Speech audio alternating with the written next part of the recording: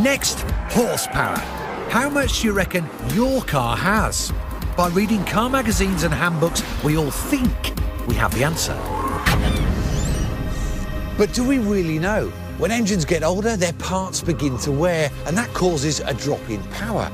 There's even a myth amongst petrol heads that engines will lose 1 brake horsepower per year. Today, I'm testing this myth and investigating whether it's possible to restore any lost power. My guinea pig is his 1995 Volkswagen Corrado VR6. VW claim it had 190 brake horsepower when new. Last week, we put this well-maintained machine on a rolling road, which revealed it's got just 177 brake horsepower. Now, that's not quite 1 brake horsepower per year loss, but it is a lot less than the manufacturer promised when new. So, we're going to find out if we can turn this back to its original health. Nurse, fetch me a defibrillator. I'm going to try a variety of power restoring techniques. After testing each, we'll see what effect they've had on the engine's power. Step 1 is to clean the fuel system. There's several potions on the market which claim to restore power by clearing out the gunk that builds up in the fuel lines, pumps and injectors. We've used a £5 bottle of fuel additive as per the instructions and run the car for a week to give it time to work. OK, let's get the Corrado on the rolling road. The equipment sensors will detect even minute changes in horsepower by measuring the forces sent through the wheels.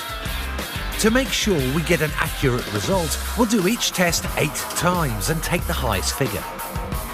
So, has the fuel additive made any difference? Right, let's have a look at the results then.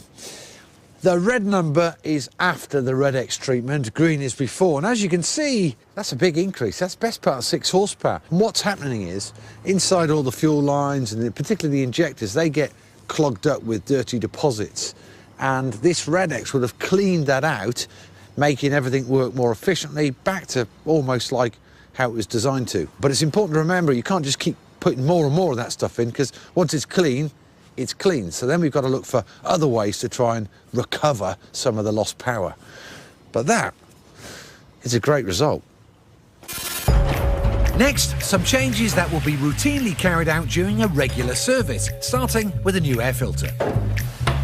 It's designed to stop dust getting into the engine, but if it's clogged up, it could be impeding airflow and limiting power.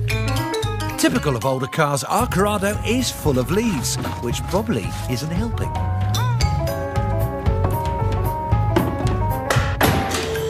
Now, an oil change and a replacement of the oil filter. As an engine operates, microscopic pieces of metal wear away and get contained within the oil. Now, these tiny particles increase the internal friction of the engine, and the result, a loss in power. So, an oil change and a new filter should benefit the engine. It'll cost around 45 quid plus labour if you're not doing it yourself. But will it help claw back any more of that lost power? To ensure that our results are accurate, the system will cleverly compensate for any changes in air temperature between tests that might affect the engine's performance. Right, you're not looking. I am. Oh, that's not bad, look. 2 horsepower in oil, oil filter and air filter. That's only, what, 4 horsepower and a bit off what it was when it was new. Come on, more work. My final route to restoring power is to help the engine's ignition.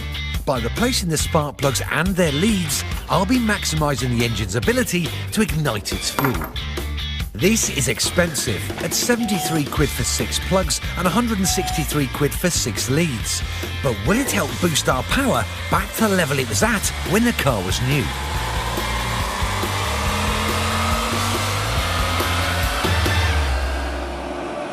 Mega results. Let's go right the way back to the beginning. Standard car, 177 horsepower. What you'd kind of expect. Next one is with the Red-X, 183, quite a big jump. Then the purple one here, 185, that's oil filters and air filters. And then the last change with all of them, plus spark plugs and plug leads.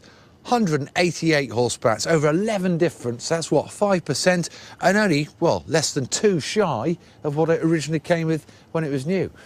I would have thought that's a great day's work. When driving the car before carrying out the work, I noticed some throttle hesitation between 3,000 and 4,000 revs. So after our fettling, can I feel any difference? Actually, you can. There's definitely more grunt. The throttle's much sharper.